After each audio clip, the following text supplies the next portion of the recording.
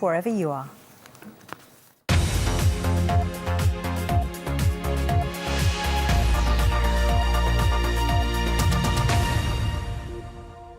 Hello, welcome to BBC Points West. The top stories here this lunchtime. A jury deliberates over the case of a woman accused of causing the death of a teenage cyclist. How patients here in the West are being affected by the doctor's industrial action. And it ruined Christmas for thousands of savers, but the case against the directors of Fairpack has collapsed.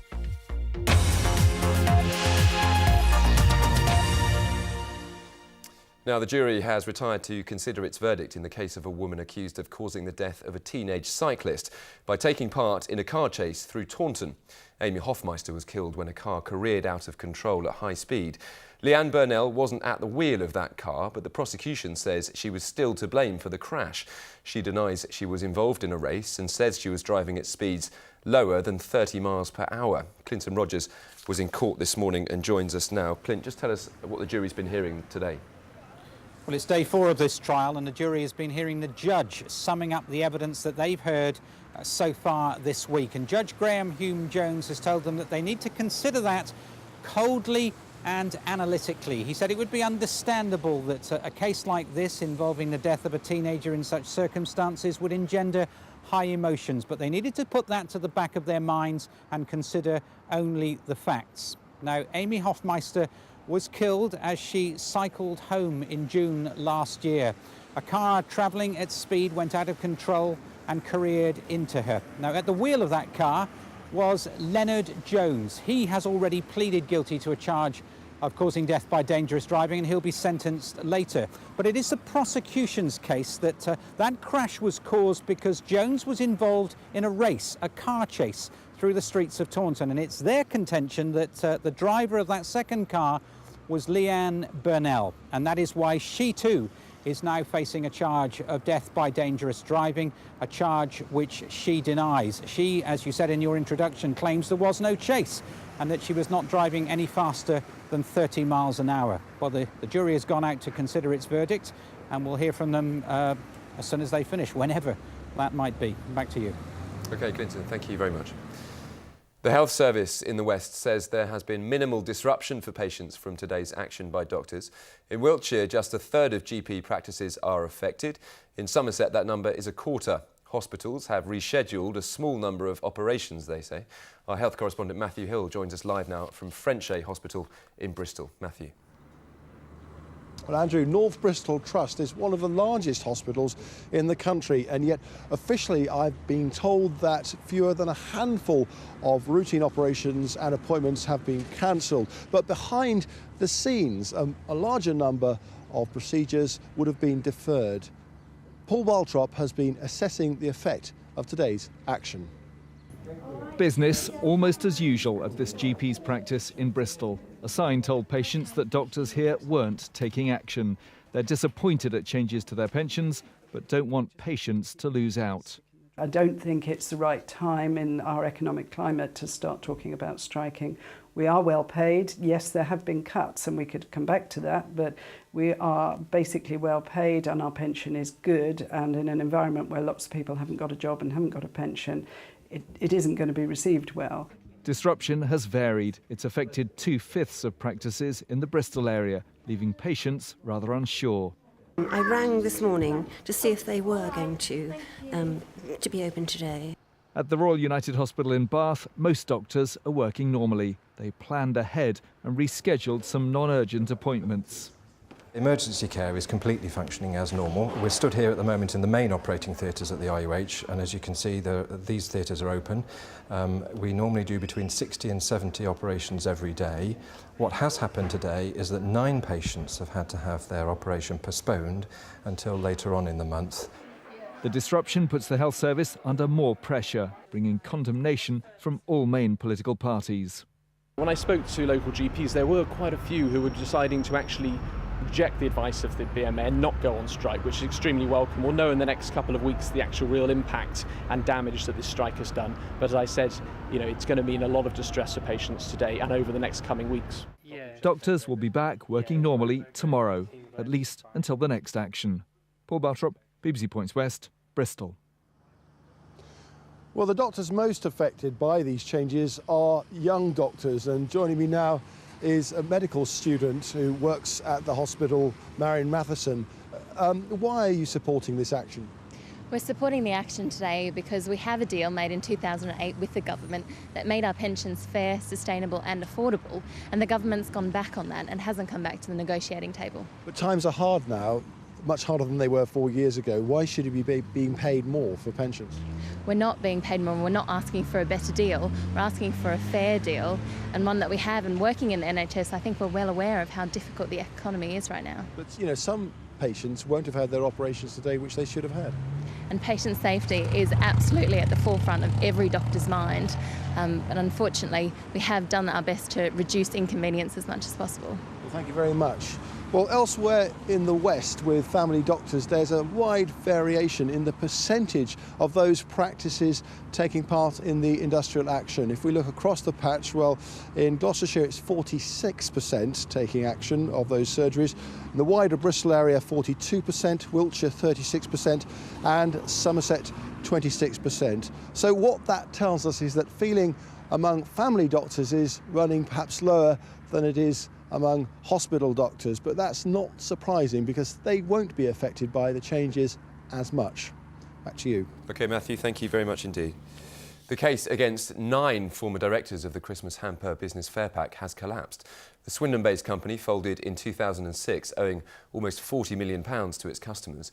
Imogen Sellers is here to explain more for us. Imogen, just tell us exactly what the case was against the directors. Well, yes, last month the Government Insolvency Service went to the High Court to try and get Fairpack's former bosses barred from being company directors. Lawyers had argued that Fairpack had traded at an unreasonable risk. However, legal representatives of the former directors said the Insolvency Service had failed to establish any case. Therefore, it was announced last night that the action is being discontinued, so all 9 directors face neither a fine nor a ban. OK, just remind us what Fairpack was. What kind of company was it? Well, Fairpack was a Christmas savings club that basically helped people, particularly those on lower incomes, save for the festivities throughout the year. Now, back in 2006, this company went into administration owing nearly £40 million. It all happened just before Christmas, so as you can imagine, thousands of families who'd been saving all year were left with nothing. Christmas was ruined. So far, most of the victims are still waiting for any money at all. In fact, very sadly, more than 200 of those victims have since died without having received any form of compensation. It's worth making clear at this point, though, that the action against the directors is a separate case. The compensation process is ongoing. OK, and the government have commented on this morning, Vince Cable. That's right, yes. The Business Secretary, Vince Cable, issued a statement to say he was deeply disappointed by the outcome. Expressed his sympathy to those that had lost money when the company went bust. He added that he would be reflecting on the outcome and would consider taking further legal advice. I've also been talking to Swindon's local MP in the last hour, and he says he intends to look at the matter further. OK, Imogen, thanks very much. You'll have more on that for us later.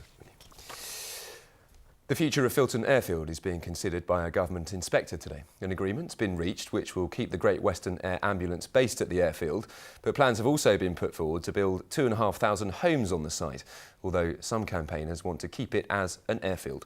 Alice Bouverie has been at a meeting to discuss the future of the land and joins us now from Filton. Alice.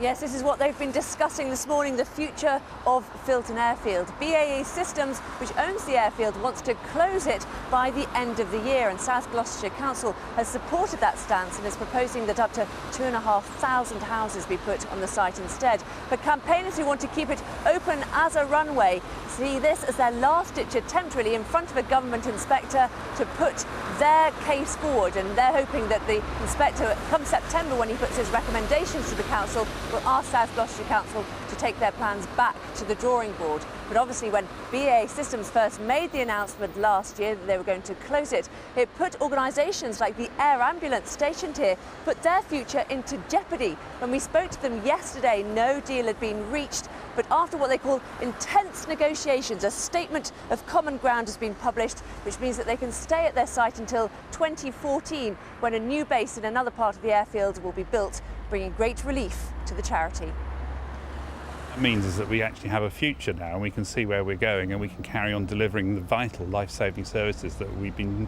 delivering up until now. We just weren't really sure where we would be or how we would be able to continue, and that has now been secured by this agreement with British Aerospace.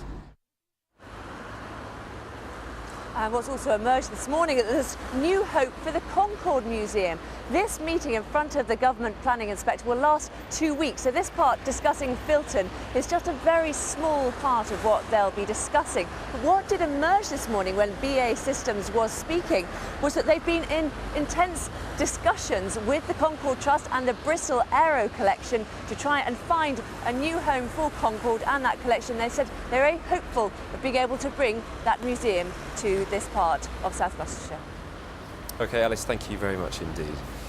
You can see what the weather's like in Filton. Some very wet reporters out and about for us today. Let's see if that's going to change through the rest of the day. Gemma's up on the roof for us. Gemma.